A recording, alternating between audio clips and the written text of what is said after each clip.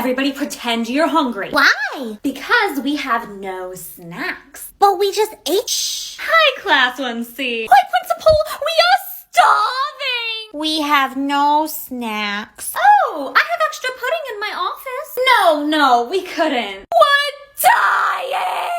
I insist. I'll bring one for every student. Could you bring one extra, actually? You know, they always spill. Of course. Teacher got us free snacks. I know. Who's the extra for? Me. Teacher is bad.